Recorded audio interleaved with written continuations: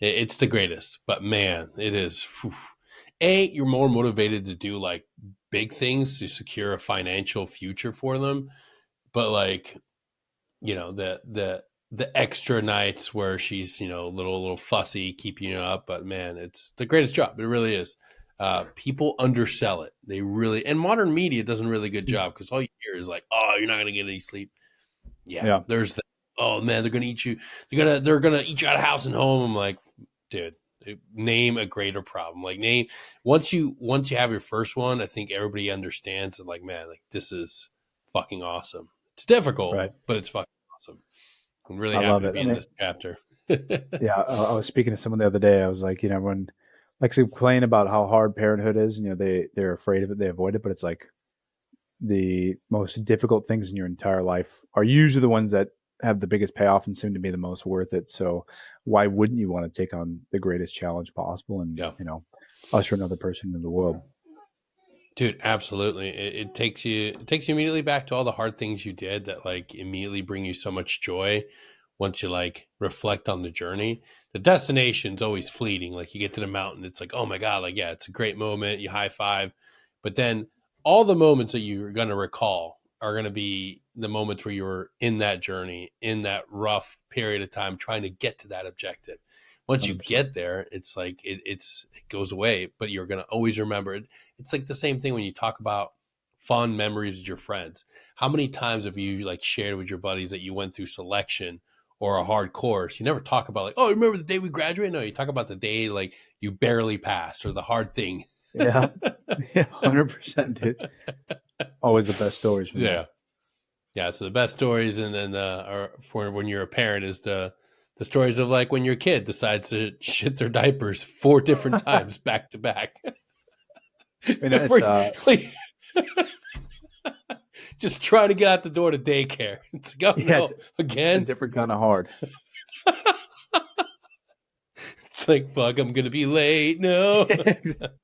Exactly. I love That's it. my life. It's a good life, Jeff. I'm envious in many ways of that. Dude, welcome back to the show. The man, the myth, the legend, 18 good guy. We have so much to talk about today. I think I prefaced it when we were talking about, hey, are you available to come back on? We're just like a bro hang. There's so much going on that it's like, just want to get your perspective and kind of just have an open dialogue on some issues that I've been wanting to talk about with somebody. And I had on there the top of the list, government shutdown, and Oh that's yeah. been resolved. Has it now?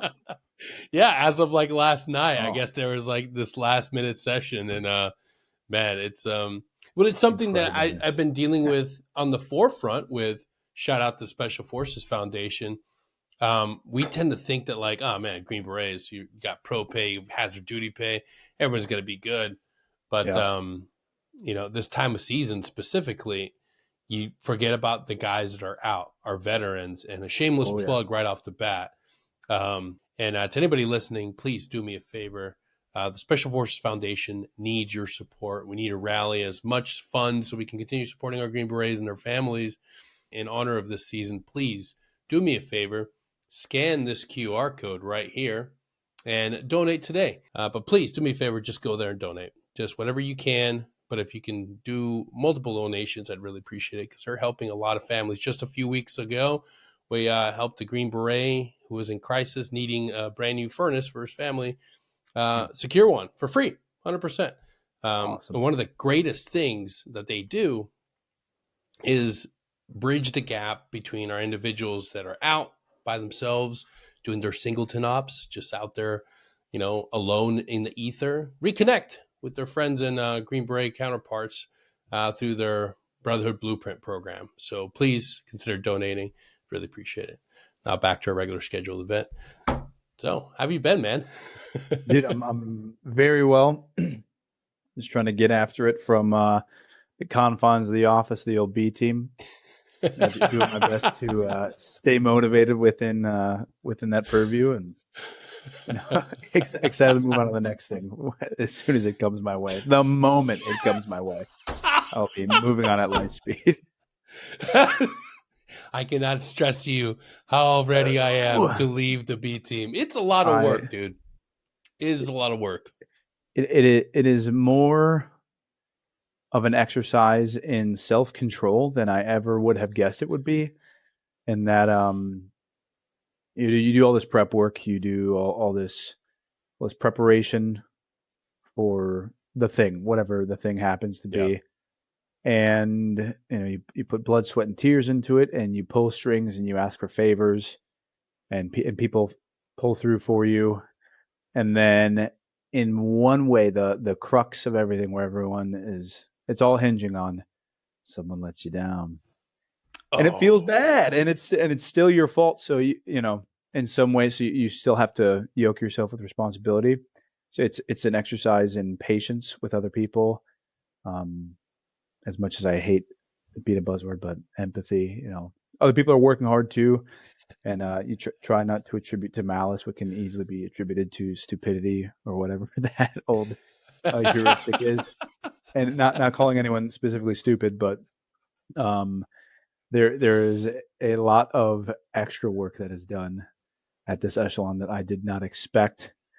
But it's been incredible. I've learned a lot more of the back end processes. I understand the bigger picture a lot better, and I feel like anyone who I've seen come out of their B team time uh, with a positive attitude says that exact same thing. So I have learned a lot. I've built a lot of connections.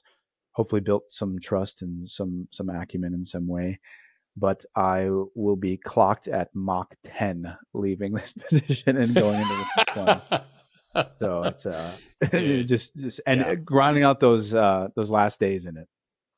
Yeah, man. It's so for anybody listening that doesn't know, uh when it comes to special operations, special forces specifically, we tend to highlight just the guy on the team, the individual operator, 18 Echo, 18 Charlie, the Bravo. But in order to support that team and then the entire company of all those different teams, there's the B team, Operational Detachment Bravo. That's the Yeah. headquarters. And I I know exactly what you're feeling. I was Yeah. there. And the thing that I realized when I look back, not only did I make some of my greatest friends on the B team, Yes. but Yes. I learned that excellence isn't just for a special forces soldiers. Excellence can be found in soldiers from all different types of OSs. And one individual that I feel taught me that was our NBC guy. Um, They're always so our good. dude, I I don't don't know know what what it it is about is. them. Yeah. There was a few, but the one that stands out, he's out, so I'll throw his name out there. I'm sorry, Corey Popejoy. Um, Corey came from seventh or from 10th group to seventh group, and Corey was a what I'd like to describe him as a Swiss Army knife. Mm. Corey was highly intelligent, highly motivated, and was just a master of so many different soldier tasks. He was really good at so many different things, and oftentimes he was confused as a Green Beret. And one thing that didn't like a lot of people didn't understand is like, well, if you're so freaking good, you're so awesome, why aren't you a Green Beret? It's like some people don't want to be a Green Beret. Yeah. It is Our not the end all be all for a lot of people. yeah. Our last chem guy, uh, he's also out, so I'll give him a shout out. Jake. He was incredible. Also a Swiss Army knife, super hard worker. And I'll never forget. I had just met him. I was like, dude, you're super cool. You're one of the boys. You're obviously competent. You're in shape. Why don't you go to selection, bro? He goes, that shit's gay, man. I was like, you know what? I respect that so much. I had nothing to say. I was like, cool, dude. Yeah, we're glad to have you on the team, bro. It was hilarious. I think that's exactly the sentiment Corey had because I think um I haven't been in I only know superficially what he's gone off to do because I see it on social media, and he works at a nonprofit that's really like I think needs to be more supported, the Green Beret Racing Project. Please check that out. I'll put a link to it in the bio. But the dude always had like a, a a brilliant mind into what's really important as far as like preparing for transition, having skill sets, having something of value as far as like what you can do with your hands, what you can do with your mind. So, he had things already in the works as far as real estate, business ideas, and we tend to not key in on that when it's presented. When I reflect back and look at all the different things that Corey was doing, I mean, he was modeling everything that we all should have been doing throughout an entire career, gaining insight into different, I think he got a real estate license while he was still in. I'm pretty sure. Contracting, figuring out how he can do things in the business world. And none of us we were just so hyper focused on like, this is what's cool. I'm going to go crush the Yeah, range, work out. And I think what I want more people to realize is open up your aperture around your other soldiers in your company, in your profession, and understand you can learn from them. You can learn so much from individuals that don't have that long tab and don't have that beret. We're a team of 100%. teams, and I think that was lost in my time period.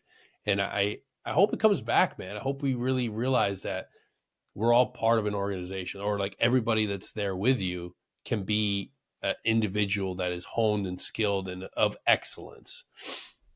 Absolutely. And I will say, I think it's the onus also lies on those support functions.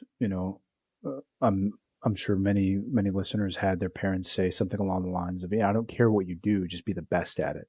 My dad definitely, Yeah, taught me that growing up. And I do think that's actually one change we really need within regiment, is I think there needs to be some sort of assessment. I don't care if it's 2 days. I don't care if it's an interview or a freaking written essay. Just something to show that our support are maybe a little more motivated than the rest, a yeah, small cut above the rest, that they actually want to be there, because we do run into this paradox where we end up kicking ourselves, where we want to be really broy with our support, and we probably should be, because it's, what do they say? You get more flies with honey. But yeah, then there comes a point where you need that professional relationship, and you need there to be some boot to ass, and like, hey, this has to get done. Oh, dude, but we're friends. It's and so it slides under the, oh, I don't have to work as hard because we're super cool, and he'll let me slide. And it does hinder a lot of things. And again, now we're back. man, we're Oh, back at sorry about that. I it. don't know what No, the you're good. the old deployment Wi-Fi is a little shoddy, so apologies. Dude, not to get off Yeah, topic, I had gosh, I'm fucking forgetting his name. I apologize. First group, Pat Tillman, scholar, great dude. I'm spacing your name out. Jonathan, forget your last name, but he was showing me a Bluetooth technique where you can take your multiple cell phones and make a Wi-Fi network out of them. That's how he finished the dude was brilliant. That's how he finished his master's program while deployed. And I'm like, fucking, of course, a first group guy would know how to I do can barely connect a new pair of headphones to my phone. that. Connection not found. It's like maniacal laugh as I delve into madness. Anyways, before Riverside and Israel disconnected us, we were talking about They're always listening. they're always on. They're always listening. But yeah, so What was it? I do believe our quality of support can be an issue, can be a hindrance. At Yeah. times, I know I've run into a couple of our support personnel who, on our last rotation, really messed some things up. One got demoted, and then they're the same Oof. exact people for this rotation, and we're crossing fingers, hope it's different. And then the exact same thing, we run into major issues that do change the outcome of certain desired end states, Yeah. which is a major issue. So I would love to see some accountability, but I also don't think that goes just for the support. I would love to see them have an RFS system. I would love to see Green Berets have an RFS system. I think that would really incentivize a lot of people to work a lot harder. Um, Yeah. Dude, you're 100% so on it. And let's kind of dive into yeah, this because I was just talking about it with Trent Segmiller, Mike Edwards on their new podcast for Titan Performance. A selection process for our support people makes and has always made sense. And we talked about it when I was still yeah, in. I mean, 1/60th, they have a great process. Awesome. Yep. Everybody going through there. You have to all have the same standard. We look at Ranger Regiment, same thing. Like, oh, you want to be here? NSW support. Cool. Everyone but us. Yeah. Literally everyone but us. And it's not about like gatekeeping. It's making sure you have. I think the greatest thing that I saw lacking in my time was the maturity. Yeah. The Yeah. maturity, and that's what I wanted. I found those individuals that were mature, that had that that drive for excellence, and I didn't want to let them go. I wanted them to be on the next chase set with me and my team. I wanted them to be on the next mission, and they got amped up Yeah. about it. They became a competition to see who's going to be the sought after guy from S6, the sought Yeah. after S1. Is we make fun of them, we make fun of admin guys, but even within there, within those offices, there were Oh, yeah. some individuals that performed at a Yep. high rate, and it was like, dude, it's soldier, it's basic Yeah. soldiering. You want the individuals excited for their Yeah. job, no matter what it I, I is. I get amped up when But somebody's good at their job. Oh, you know the exact yeah, form that I need to fill out to remedy myself in the situation? That's badass. Give me that form. yeah, And we talk on the teams all the time, like, when you're going to this office, stay away from this dude, stay away from this chick, go to this guy. He actually yeah, knows what he's doing. Everyone else there's, whatever. But they're, people who are reliable, they're going to be that in whatever job they do, and those are the people that we yeah, gravitate towards. And hopefully we reward them sufficiently in some way. But I definitely don't think that there is enough accountability within our support section. mm, And actually, I do want to gatekeep to some extent. yeah, I mean, that's why I went to a selection because there's a key to the castle, and if everyone yeah, gets it, it doesn't mean a whole lot to be in that castle. So I do want there to be something that is approximating an exclusionary process because we don't want everybody working in our organization. We want to be around people that actually want to be there, that want to be the best of their craft. And I mean, obviously, the people that are really good, they're going to go to next echelons. They're going to go to JSOC or whatever organization is going to take them. But we want to facilitate that. Maybe give them a taste of it. Or maybe recruit a good Green Beret. Whatever we have to do. We yeah. want quality people in every position we can possibly get.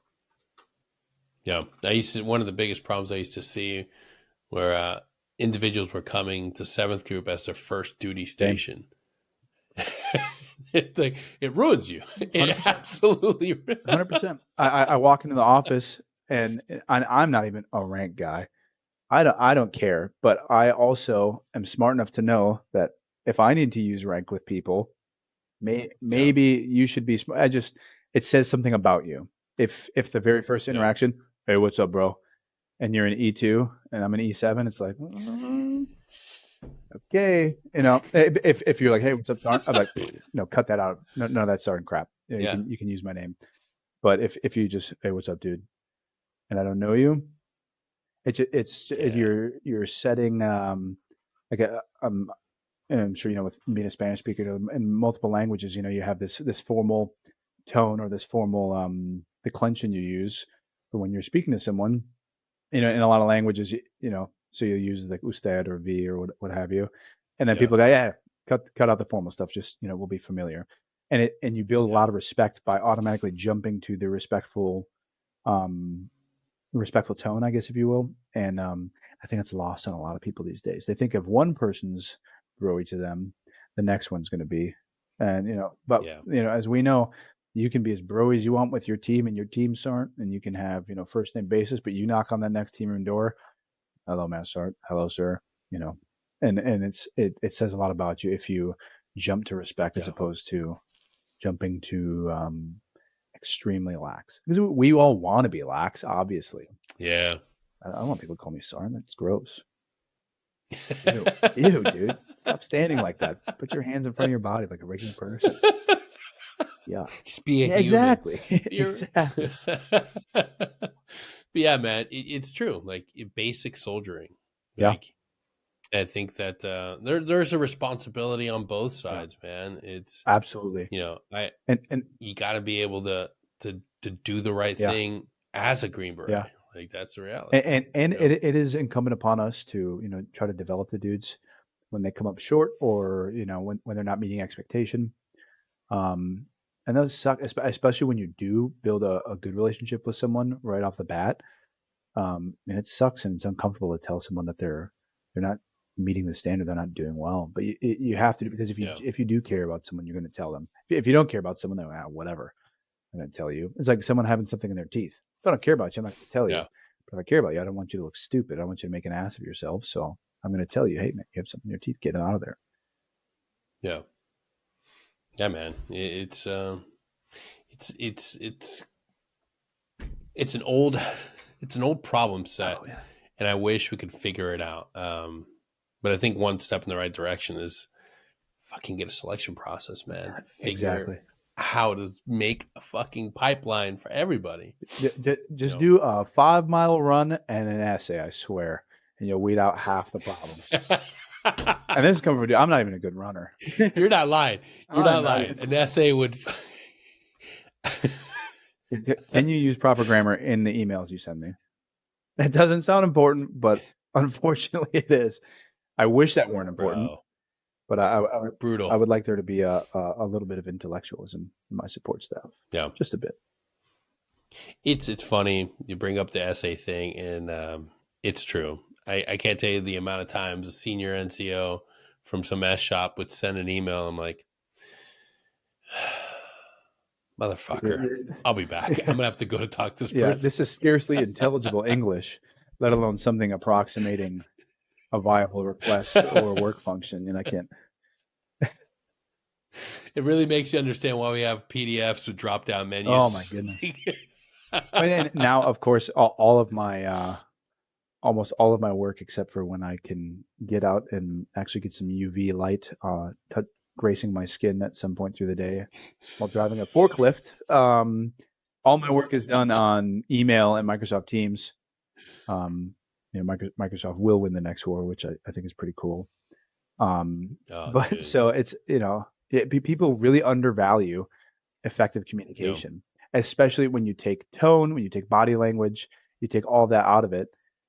How well can you actually get a message across? Are you being detailed enough? Yeah. Are you being thorough? Are you being too vague? All these things. And then double that when you're working with allied partners. You think you're a good communicator Ooh. until you're speaking to someone who they're speaking your language as their second language, or Yeah. vice versa. And then it becomes a real challenge.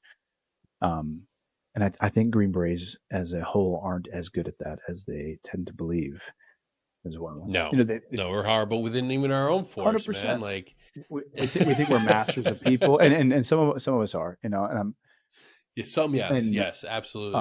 I have a major affinity for people. It's my favorite part about the job. So I have such an interest in language, and I don't want to sit here and tout myself as an expert. I'll let others decide for that. But I look at how some people interact with others, especially partners. I'm like, dude, you have no idea what you like. Who raised you? Who let you Yeah. out of the house? Who told you this was okay? And it's but at some point we believe a little bit of our own legend, and we get a little arrogant, and we're always Yeah. right and all these things, and it's like, come on, dude, we can do better. Dude, we kind of, we naturally segued into something that I wanted to talk about. There's, there's actually a term for it now. It's operator fatigue. Oh, People are sick and I haven't tired heard that one. That hurts.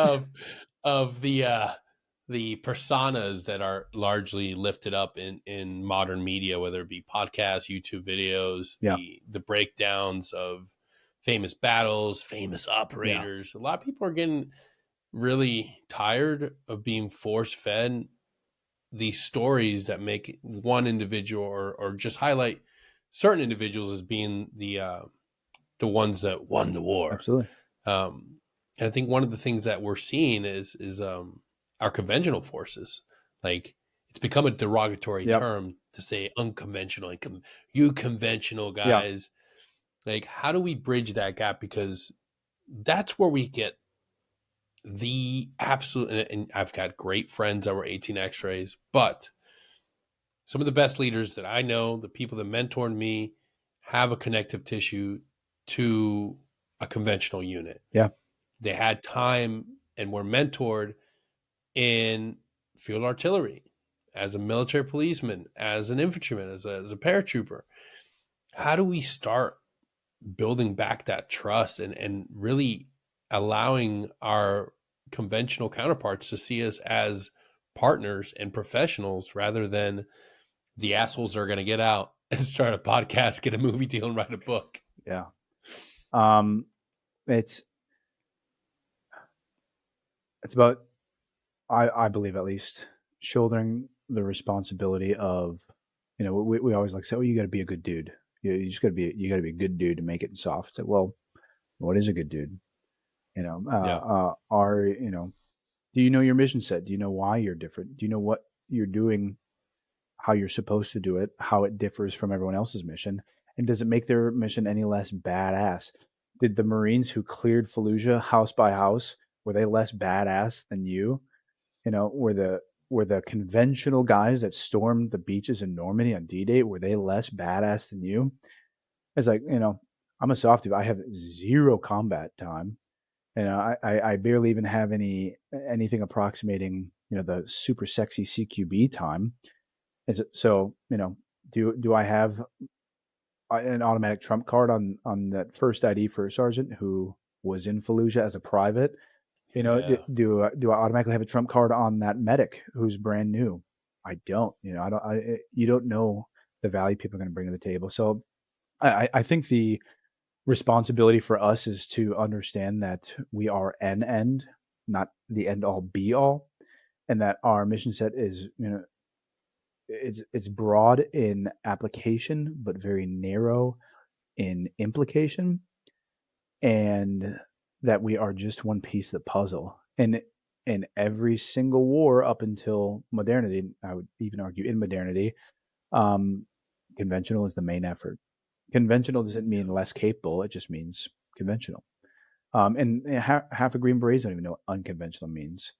Um, and they'll give you some muddled version of the definition of unconventional warfare that they learned at Sage. It's like, how good are you at dealing with people? Oh, you want to go to Yep. Sephardic. Oh, you want to go to Sifsik. Oh, you want to be the free fall boy. Oh, nice. That dive bubble is super cool. And all these things are very cool, having only one of those skill sets, I can tell you that it's like sniper school is one of the word isn't hard, but I was bad at it, man. I got like a 73% overall, and that was just level 2. That wasn't even level 1. So I'm like, and I'm 6'3", like 230 pounds. I'm not made to stalk. On my first stalk, I got caught, and they were like, "We thought there was a wild animal where you were," but then it lasted for about 15 minutes. I was like, "Oh, geez." Um, D's get degrees, still a sniper, but Oh, 100%, but 100%, dude. oh, go ahead. When I went, it was the same Yeah, thing. Yeah, same thing, man. it's tough. It, it's the reality that I'm glad you highlighted is all these things, all these schools, all these specialties, they don't bring you any closer to the actual like definition and principles of the mission of being an Yeah. unconventional UW Yeah, master. they, they, Like these they are can make you better at nice. teaching it, and they can, Yeah. of course, they give you a broader array of skill sets to give ultimately to your partners, and give your commander more options in the execution of XYZ mission set. But at the end of the day, what makes us different from every other soft unit, what makes us different from every other entity in the DOW now, it feels good to say it's the first time I've said that out loud. Um, Thanks, Pete. Is that we work with foreign partners. Yep. One of the reasons I get so upset when I see GBs that don't even try with their language. That all of these Mm. let's say networking schools, where you learn to interact with people and you learn to truly build these relationships. It was like, oh, that's gay. Oh, I'd rather go to Sephardic. Dude, Sephardic's super cool. And learning how to shoot, I've never met someone who shot too well. But I have met Yeah. people who were too terse. I have met people who are bad negotiators. I've met people who are 0+ in their language, and it's like, dude, that's just, to me, that's unacceptable. We just ran into a situation where we were running short on interpreters for this specific course being run, and they asked my friend and I, like, would you guys be willing to be interpreters? I'm like, hell yeah, easily. We could definitely do that. And I thought to myself, like, in what world are the unconventional experts, the masters of culture and language and people, in what world are we scrambling, not running around with our heads cut off that we can't find a native speaker? We are supposed to be able to do this. I Yeah, should be dude. able to teach everything that I and can possibly give to a partner in in in their language. This episode is brought to you by Pure Liberty Labs. Quality supplements designed to elevate your health and performance. Check out their full line of quality supplements, whether you're looking for whey protein, pre-workout, creatine, or a super greens drink. Pure Liberty Labs has you covered. Use my code SecurityHalt10 at checkout today. And for these hyper niche, hyper specific languages, sure. But then it also comes from top down where recently they changed the language list. So guys are de-incentivized from broadening their skill set, broadening their purview. So now I was getting paid for 3 languages and now it'll go down to 2. So I'm going to do because I enjoy it, but what incentive does a guy like that have to keep up on that, that Yeah. maybe niche language? So I think it's a cultural issue both from the bottom up and the top down. And the GWAT, I don't want to say ruined us, but it got us used to being, miniguns on Humvees and Yes, unilateral direct absolutely, man. action. And Absolutely. and can we do that? Yes. Are there myriad other units in the DOW? Feels good a second time. That do that way better than we do? Absolutely yes. Yes. And then we wonder, oh, why do we get the good mission set? Well, we shoot ourselves in the foot when we perpetuate this culture of Civ 6 Vardic, Freefall, Dive, Ranger are the only good things that we can possibly do. And everything else, you're weak, you're a bitch. Everything else is Mm-hmm. gay. It's like, yeah, that's not exactly what it is. You don't quite understand what we do. Um, yeah, I'll get up my hours with that one, but I definitely do No, have dude, you're strong you're opinions on you're it. speaking facts, Yeah, dog. And it's everything that we talk about. And when we study, so I hold this individual to a high and put him in a high pedestal because I think he was if we would have followed Jim Gant's doctrine through Afghanistan, it would have been yeah, different. I think Jim got fucking burnt. I think he got thrown under the bus for doing exactly what Green Berets do, which is learn the culture, learn the language in bed. yep, And when I've tried getting him on the show, like I talked to him on LinkedIn, but the reason why it's so important to like lessons learned from his experiences, Jim went out and he learned the language and he learned a culture. And if that process would have been brought in and made the standard, we would have had a better understanding and we would have had a better generation of Green Berets that valued language. yeah, None of us really valued it. I certainly didn't. And it's not lost on me now. It's the typical former guy now sees the right all the things that he could have done yeah, right. And I want to talk about it because you fall in love with the GWAT. You romanticize the shit out of it. But look where we're at yeah, now. It's bygone. Nobody gives two yeah, shits about it. Now it's, can you embed with Ukraine? Can you speak their language? Can you bring anything to them? Like that's real war. yeah, That's real fighting yeah. right now. The most combat And experienced if guys you in the world had, right now. yeah, if you had to go there tomorrow, having talked to some of the people that volunteered, you're nothing to me if you can't talk with Yep, me. I'm not going to speak English. yep, We got to move. Like we got fucking drones coming after us, and I got to be able to communicate with you as part of my team. You better learn my fucking language, dog. 100%. Like, and that's just the little small details that should have we should have had individuals that really forced the Yeah, language. And I get it. I'm seventh grouper. I didn't speak Urdu, Pashto, but I tell you what, if they would have been like, hey, only the top teams that are language certified across the board are going to deploy to yeah. combat. That is a standard. You know how many fucking dudes would Oh, have been like, I got to go to language lab. I got to study yeah, this. That's the incentive. yeah, Like you want the mission, you have to be proficient, not a 1-0-1 or 1-0 plus. Like no, proficient yeah, 100% across the board. But you're right. Like I saw myself and everybody else kick the can down the road, try to cheat, try to figure out a way to get the okay. I meet the minimum, yeah, but we were never meant to be those guys. We were meant to be the scholars, the intelligent Hmm. guys, the guys that valued the culture and the Yeah, language. And my only hope now is because GWAT's gone, the guys that remain or the guys that are coming in will breathe life back into that idea that, like, hey, we have to be intelligent. We have to, not to take anything away from the guys that taught me, the guys that were my mentors, the teams hmm, that came before us throughout the GWAT, not taking anything away from them, but we need to get back that spirit of being masters of our cultural domains. And I just 100%. think that that's the truth. The real important thing about a Green Beret is it's the brain. Yeah, It's the thinker, the language for guy. real. And there is a place for those guys who just want to shoot guns all day, who just want to do tactics and who want to get after it and close with and kill the enemy. Those places absolutely exist in the military, and those places have selections that are waiting for them. Yeah, Um, but I completely agree with you. Especially when you're in a situation where you're with partners, you having built that relationship and that trust is going to be way more important when you say, "Hey, we need to go to this next objective. We need to take it." That if the odds seem overwhelming or insurmountable, if that guy doesn't trust you, he's not going with you. yeah, He has to trust you. And obviously that, language stuff is only a singular element of it. But you know, I can't even speak to how valuable my language skills have been um within, I'm at 110, which is in Germany, so you think that, okay, only Russian will be really helpful, but I took German in high school. So just living it has helped me. And then yeah. my third week in SF, we went on a JSET to Spain, and I speak Spanish. I was the Spanish interpreter for the whole thing.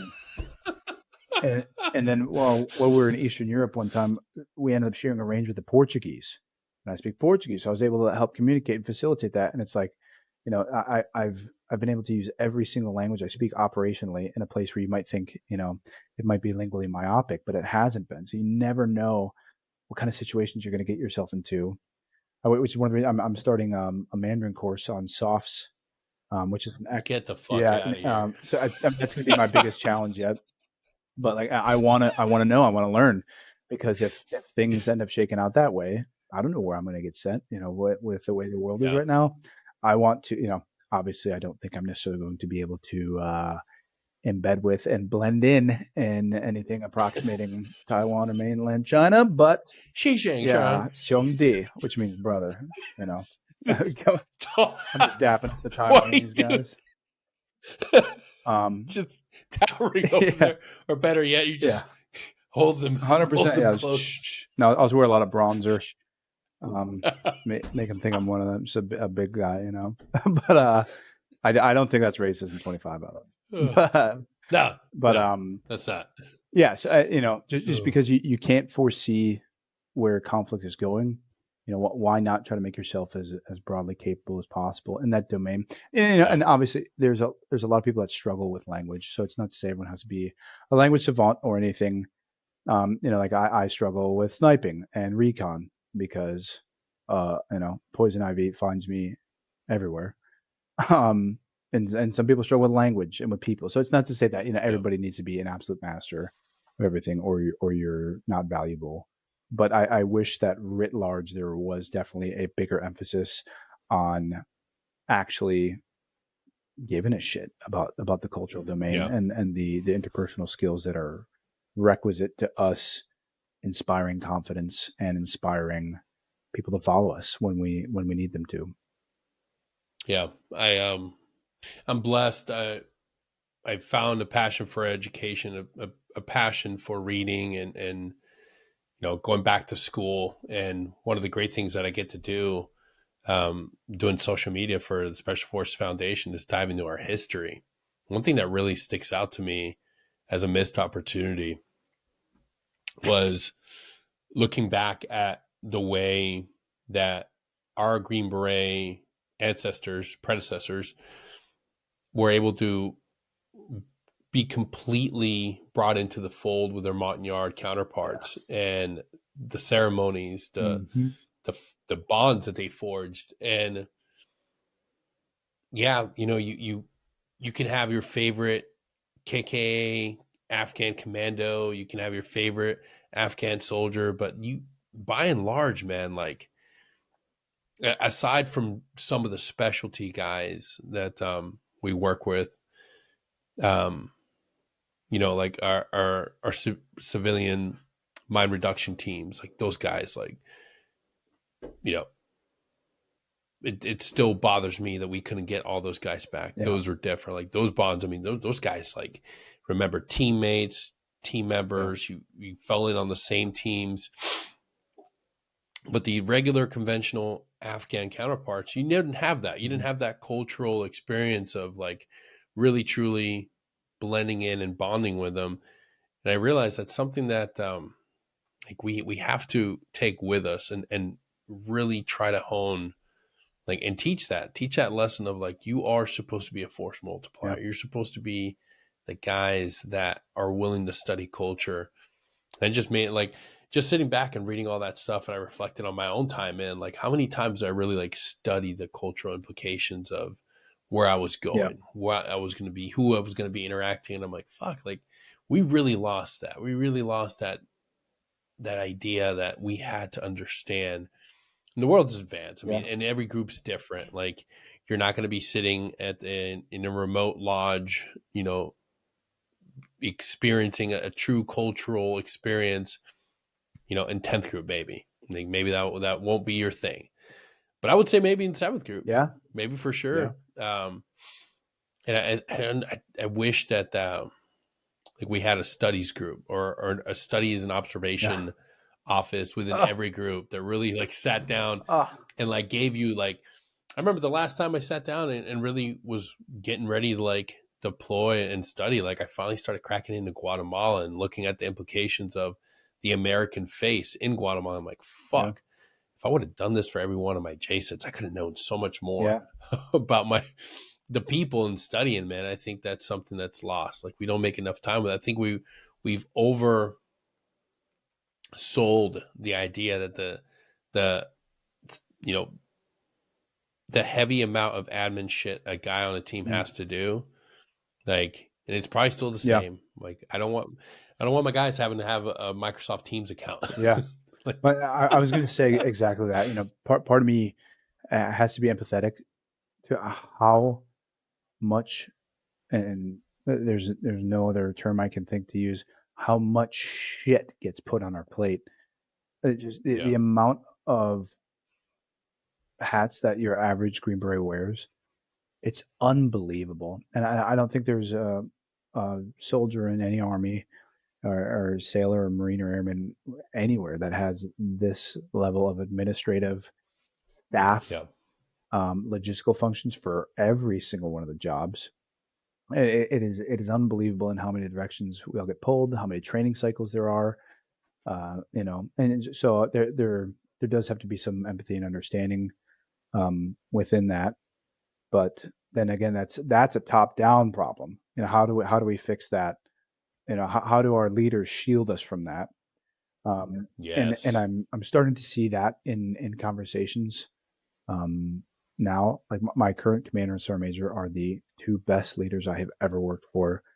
Usually you get a really good one or a good one or the other, and the yeah, fact that I have both of them right now simultaneously is just like it boggles my mind that I have them. And they're those kinds of people. How can we free the guys up to better themselves? How can we free them up just to get some kind of mental relinquishment from the pressing duties of the job? And they're just awesome like that. And they're really the two of them that I've seen that are pressing that narrative. But it's not, again, it's not a conversation that's happening, at least from what yeah, I'm hearing, across the force. And it seems like all my buddies in other groups are suffering from a lot of these same maladies that we are here are. And it's each generation has their time, and nothing's ever going to be perfect. yeah. And we still do have an awesome job and an awesome, excellent life. So I don't want to make it sound like it's all complaints or anything like that. It's It's not all doom and yeah, gloom. and it is Yeah, easy to fall in that trap. and I do believe that no matter what happens and wherever the next conflict is, we're going to be able to pull it off. I think there's going to be a lot more growing pains, and by pains I mean losses in the regiment, that I think could be, I don't want to say easily, but simply and strategically avoided, were we to shift our focus on other things that I believe matter. But again, I'm not very high in the totem pole or anything, and I'm just one person. Um, but I do believe that there will be a mini reckoning once we enter into the Yeah. next conflict. But that no matter what, we're the kind of people that pull it off, because we always Yeah. have, and maybe hubristically, I think we always will. Yeah. I think so. I don't think we're gonna, I been diving into, looking at companies like Anduril and everything they're coming up Mm-hmm. with, like their new helmet, which was, hey, look, if you like Call of Duty, it would be great for a video Yep, game. But hate and it. I want to get your take on that. The massive heads up display, all these sensor pods. I'm like, that's just that type of innovation, and we've been seeing it for. I mean, I remember the future soldier Yeah, concept, the massive VR goggles, the motorcycle helmet, yeah. and that looks really cool when you're a kid and you want to enlist, and then you deploy, and then you realize that the more shit that's on your face, the less Your neck the less you're hurts. able to fucking. You can't focus on anything else. You're like, I've got to be the only one in this formation who's such a pussy that my neck hurts this bad. There's no way.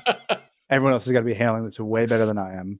And then you take a knee, and you can find that one bro. You're like, dude, my neck hurts so bad. And he's like, oh my So bad. god, bro, I thought I was the only one. You're like, oh, thank God. you know.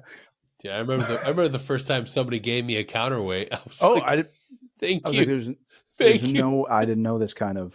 Yeah, women are like, oh, when I get home and take off my bra, I feel no. When I get a counterweight, that's when I feel good, lady. But and uh, I'm too much of a relic already, even at my young age. I very much fear AI. I don't like where it's heading. I don't like the autonomous stuff. I don't like the heads up displays. I just want people to shoot at each other the old fashioned way. But I I've know, been saying the same thing. but I know that I'll have to accept it. I hope that, Yeah, somebody invents and widely implements the truck mounted EMP before we get in the next conflict, because drones are absolutely terrifying. And yeah, I even see, I'll be on like the beach or something on vacation, and I'll see, a little one of the hobby drones. And I haven't yeah, even seen combat, dude. There's no anything tough that I've seen, but even from the training, they're like, I don't know what the hell was that? Like the noise yeah. just, freaks you out, knowing, I can't even imagine what those guys who've been on the front line deal with. Oof. But No, my commander, he put it really succinctly. He said, this is our generation's ID, and it's just going to be something that we have to learn how to overcome. And I do believe that's true. So with the AI and the drones and all this tech that's coming out, it terrifies the living hell out of me. Absolutely, and it changes the much in the same way that people thought guns changed the honorability of war. yeah. It's, oh, you stand at a distance, that's cowardly. That's rubbish. And then when you do it at a distance, stand in a formation and don't move, because if you do, you're a coward and a scoundrel. But so this again is just one of those other evolutions where it feels like the killing of man becomes less and less personal and more technologized and more Yeah, I don't even know how to adequately describe it, but maybe virtualized, so that it doesn't even feel like it's, you're not facing a person, you're facing some subhuman character on the other end of yeah, a heads up display. And what are going to be the psychological implications of that? There's no guessing right now. Um, but it's uh so in summary, I do find it all absolutely terrifying, and I do think that it's going to be um psychologically unprecedented in how our warfighter has to wrestle with it. And not to mention yeah, the amount of information that your average person on the battlefield has to process now. I mean, think if you Exactly. add those goggles and everyone is connected to it, now you have access to everything. You have access to more information moment to moment than one of Alexander's generals did on a campaign. This episode is also brought to you by Precision Wellness Group. Getting your hormones optimized shouldn't be a difficult task, and Dr. Taylor Bosley has changed the game. Head on over to precisionwellnessgroup.com, enroll, and become a patient today. It's and to think that it's the same brain that was able to do that that's processing this, and I mean that is an incredible feat. But it's it will get to a point where the technology is so exponentially capable that there would have to be some sort of cybernetic integration. You'd think that's a logical Yeah. evolution of it. And being that I'm a dirty traditionalist, I do fear the what do they call it, like transhumanism, or Yes. because Yeah. I like being a human being, and I think it's something absolutely lovely, and um, it we live in that generation where you're going to start seeing people with cybernetic organs, and you're going to see people Yeah. with brain chips. It's already happening, Yeah. and that is I just picked terrifying. up the new Meta glasses, and I am. Yeah. Yeah. Yeah, I mean, It's if you crazy. think about it, the cell phone is almost at this point a cybernetic extension of your mind, Yep. and I get made fun of by my buddies a lot for it, but I refuse to use AI. Like I won't use Grok, I won't use ChatGPT. Everyone's like, well, why? And I'm like, well, I've already given them a lot of my data, Yep. with my ad ID and a metadata, and and I do that knowing the bet I'm making, but I don't want to interact with that. No, that's and there's just something off about it, and I probably sound like a wacko, but I at the same time, just I'll be one of those old crotchety guys. It's like using slurs against machine. What's the slur? They said clankers or something like that. You dirty Clankers. clankers. Yeah. So I'll probably be that guy on my porch with the shotgun someday. I'm gonna have to edit this. You can't say Yeah, that. exactly. I'm not racially Yeah, prejudiced, but I'm I gonna am bleep it. mechanically prejudiced for sure. Get out of here. You know. Uh, Yeah, in 10 years I'll get canceled for saying that, but whatever. uh, we found this old Yeah, podcast, exactly. obscure You podcast, said Security Hall or clankers? something. He said Yeah. Do clankers on you it. want to take a moment to comment on that? Nope. Still believe it. MSNBC. Yeah, Like, 100%. you're running for office now, Yeah, exactly. Mr. 18 good guy. Yeah, well, then there's going to be a whole party of supporters. Yeah, get him out of here. I knew he was prejudiced against robots when I had him on. Exactly. He said clankers 15 Yeah, times. exactly. Yeah. What's the clanker count on this guy? Yeah. Unbelievable. Dude, as we wrap this up, man, I do want to get your insights on something that came across. I forget where I saw it. We're talking about military influencers and the utilization of influencers for recruitment, which is still a murky Hmm. situation. You're seeing, I won't name them because I think by and large, the individuals that are out there, I'm not saying this personally. I just think that I wouldn't pick these individuals to represent the Yeah. military. I think that it would be more beneficial. I've seen private or individuals that aren't brought into that are I follow this individual as a tanker, and the way he discusses and talks about his job, it's all professional, but you can see the authentic passion Mm. behind his profession. And I'm like, that's the fucking guy you want as an army influencer. That's the guy you want trying to recruit Yeah. people. And it just blew me away. I'm like, that right there. I wish the army would see that guy. Because when I compare the content to the individuals that have the ominous, dominus, they're verified, I'm like, I wouldn't want you in front of my privates talking. Like, I would immediately be like, no, absolutely not. Like, get out of here. Again, not trying to make a personal jab. I'm just Yeah. saying,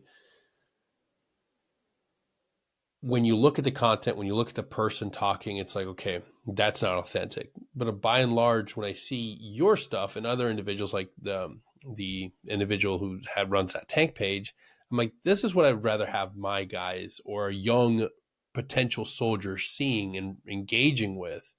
Um, if you ever had the opportunity, if the right program existed, and somebody within soft, because that's one thing, like, we don't have a voice. I think there are pages for other MOSs, for other services. The National Guard has a guy, PFC Kearns. Yeah. Again, not the greatest, but he's doing a hell of a job.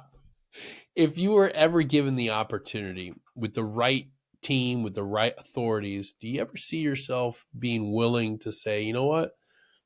I'm going to create content. I'm going to speak specifically to the guy that wants to go to the Q course.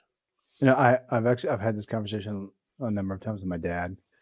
Um, because he keeps encouraging me to do that, and we talk a lot about Nick Lavery because he's the one I see is like that does a fantastic job of that, Yeah. of putting out an authentic message while it's not sterilizing it, Yep. which I think is really easy to do um, within the confines of Department of War directives.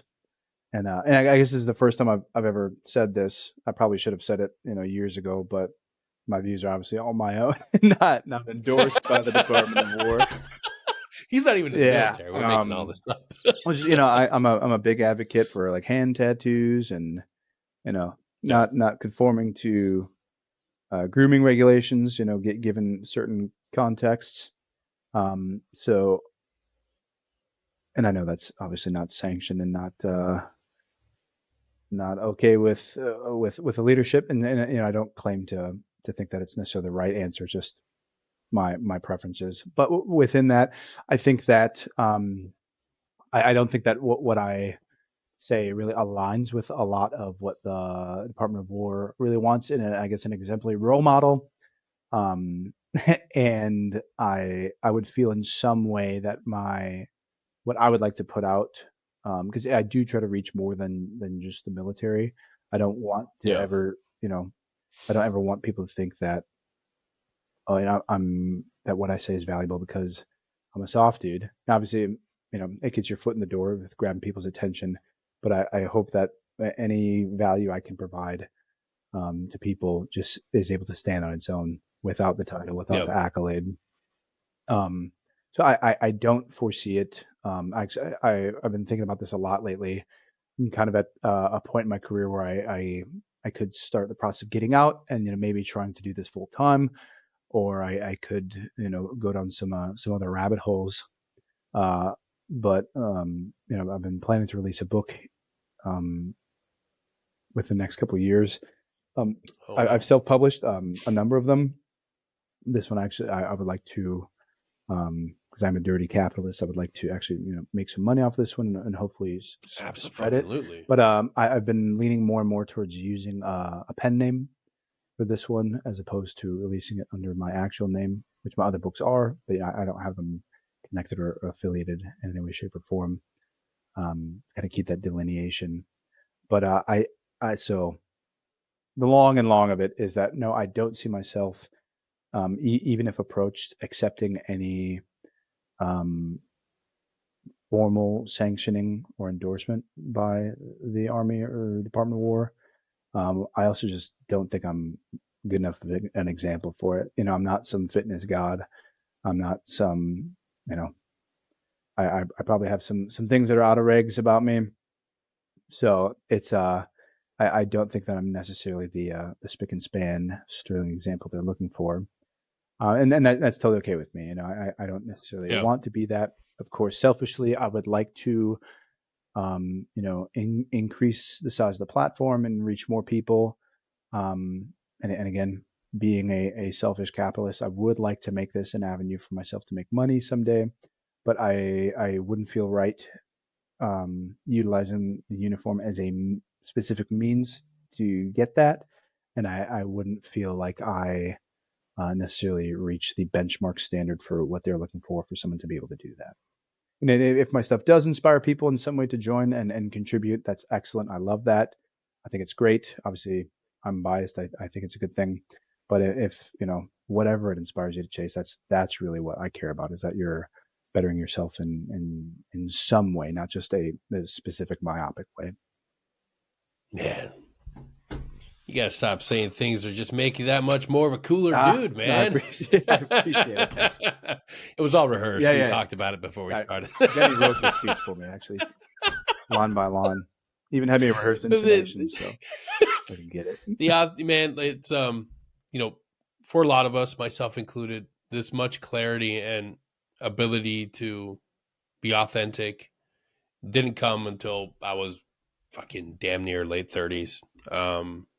Everybody has their own path, Yeah. but being able to sit here, talk and engage with you now a second time, it gives me profound hope that more and more young men finding themselves in the military, especially within Mhm. soft, um, will be able to have that clarity, to be able to focus more on their own development rather than going off to war. Yeah. Because I do feel while it makes you a better human being to go experience that Yeah. in some ways, in many ways it kind of stunts us in many ways. And And I feel shorted in many ways. I joined Peak GWAT in 2013, and because of my own shortcomings, because I got fat, I was undeployable at my old unit, and though I volunteered for myriad missions to Middle East and Africa, they just wouldn't send me because I was flagged.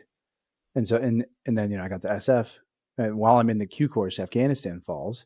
Like, okay, well there goes that, and then I'm in the Q course later on, and Russia invades, and I'm like, okay, well, I guess I'm going to that. maybe. And then I'm on Microsoft Teams 8 hours a day.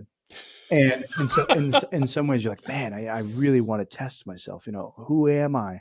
Always, I think I'm the guy that can do that. That can be that guy. And then I'm like, man, I didn't get all these cool trainings that I want, because I still, even you know possibly juxtaposing what I said earlier, I still do think Spartak's cool, and I still do think Breaching's cool, and I still do want to do free fall. So call me a Yeah. hypocrite, but all those things are still cool. But then I think about where I'm at in my life. I'm 31 years old. I don't have severe blast exposure. I don't have any post-traumatic stress disorder. I haven't been through a lot of these hyper traumatic things. I haven't seen my friends die. So in some ways, not going to war has been an immense blessing. And so they say grass is greener where you water it. And if you choose to just look at the grass that you never got to step on, you're not going to worry about watering your own grass, and you're not going to be thankful for the grass Mm-hmm. you're standing on. So even though if I never get to see it, there will absolutely be a part of me that dies wondering who I would have been then, and there will be a part of me that will be thankful for having been spared from the horrors of it. So I think people have to be careful what they wish for, and then understand that when they get what they wished for, that try to look at it with a retrospective. Oh, I did ask for this. Yeah. Um, and not to devalue anyone, or say that they're horrible experiences, or what the burdens they bear afterward are you fucking had it coming, or anything like that. But to know that there are things to appreciate on both ends of the spectrum. Absolutely, man. You can just at the end be grateful for the life you have. Exactly. Be grateful for where you wake up and you get a chance to experience. 100%. Um, some of the the greatest individuals that taught me the most. Um, I won't say his Mm-hmm. name. I don't think he likes being out in the public, but one specific instructor at the warrant officer course, he didn't have this great background in combat, Mm-hmm. but man, I walked out of that course not only a better human being for having stolen some wise words and some great experience, but for understanding that, like, dude, the greatest gift that you can give to anybody as a service member is just figuring out how to be a person of excellence. Like, and that man mastered it. Like, I learned so much in that first few months because that was his primary block of instruction. But dude, you don't have to have combat experience to be a great soldier or be a 100%. great influence on somebody's Yeah. life. Like, understand that. Like, you can be an amazing teacher, an amazing Yeah. warrior, having practiced and honing yourself for that fight, even if it doesn't come. 100%. There's a reality of it, Yeah. man. And that's positionally as well. You know, you can try. Yeah. I just went to another selection recently and got eliminated super early on. No feedback, no, Oh, anything. I'm pretty sure I know what went wrong. I won't say for who or what I think went wrong, but what am I going to do? Am I going to bitch and complain like, no, guys, I swear am I going to spend the rest of my life thinking that I'm worthless and not valuable just because I yeah. didn't, achieve a certain thing? It's like, no, I was unbelievably blessed that all of my life Yep. circumstance culminated in me being able to lean into my dream. And then I was able to say I'm the dude that had the balls to try. And, win or don't Fuck win, yeah. you're the man in the arena. And again, that's not even just for anything within the purview of soft. That's for anything whatsoever, for applying to college or applying for a job or asking the prettiest girl out. That, it's like, if you are blessed with the opportunity to try and then you harness that opportunity, that says more about you than the outcome of that thing itself. And so I think that's really, and maybe that's the guy who came up short in me trying to make myself feel better about it. But No, it's dude, I those are genuinely, amazing lessons, I man. genuinely believe that, and I don't Yep. think that me uh, achieving a certain thing is what gives me the substance or the value. It's me being the guy who's willing to risk failure. Honestly, that Abso-fucking-lutely, and dude. and Absolutely. then hold your head high. Because there's a lot of people that failure is more common than success out there. Otherwise, success wouldn't be such a spectacle. And Yep. people that hold their heads high and then keep trying, they're gonna make it in something, So I Yeah. firmly believe that. So whether it's positional or experiential, you can extract joy, positivity, and some sort of fulfillment out of all of it. Yeah. Dude, fucking, that's a great way to fucking wrap it up right there, man. To everybody listening, if you're still in the military, don't pass up an opportunity to go to a selection or a school. Be willing to put everything on the line for a school, for a shot at greatness. Uh, don't get wrapped up on that perfect score. I know I had a lot of friends that were like, man, I haven't failed any school, but I won't go to that school. I'm like, why won't you go to that Mm. school? The fuck, dude. Have you seen the success Yeah. rate? Fuck. It's always dive school. It's always Yeah. dive Oh, school. you're gonna keep yourself at the threshold of mediocrity because you're too afraid of failure, huh?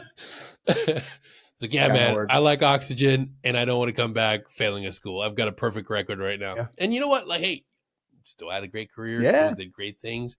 But I tell you what, there will come a time where something will be so great and the idea and the allure of it will be so amazing, but there's the chance and the data that says maybe you won't pass it. Yeah. And are you going to be the person that just says no, maybe it's not meant for me, or Yeah. are you willing to roll the Yeah. dice? I hope all of you are willing to roll the dice. It'll be it'll make the greatest stories of success. Absolutely. We know. Actually, I'll end it on this note. We were talking about sniper school. I am not the world's greatest sniper, and that course challenged me more than any military course ever. I didn't think I was going to Mm. pass the entire Same. time. It was just a Yeah. roller Yeah. coaster. And but you know what? The greatest course that I ever passed, it was sniper Mm. school. Why? Because I pulled it off at the end, and seeing the celebration of my final shot, not just because of, like I fucking did it, but just seeing how everybody else wanted me to win and the instructors wanted me to win as well.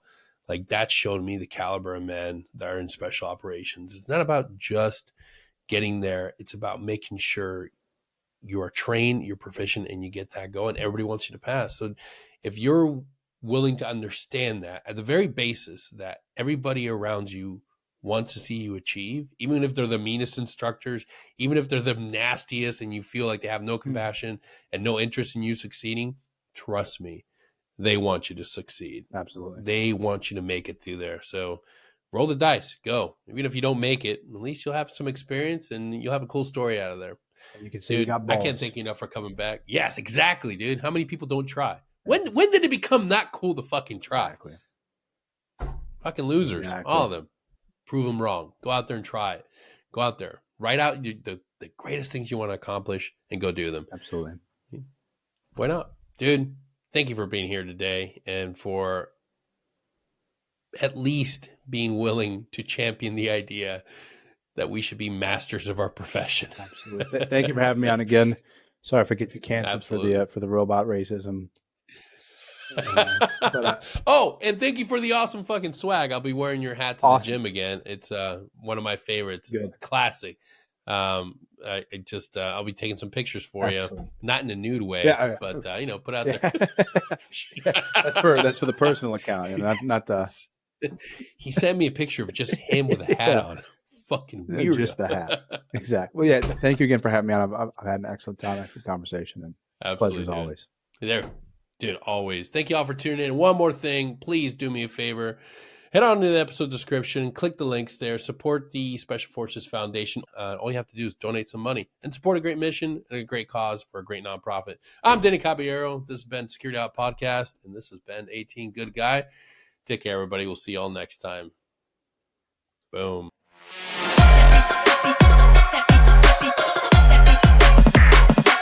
Yeah.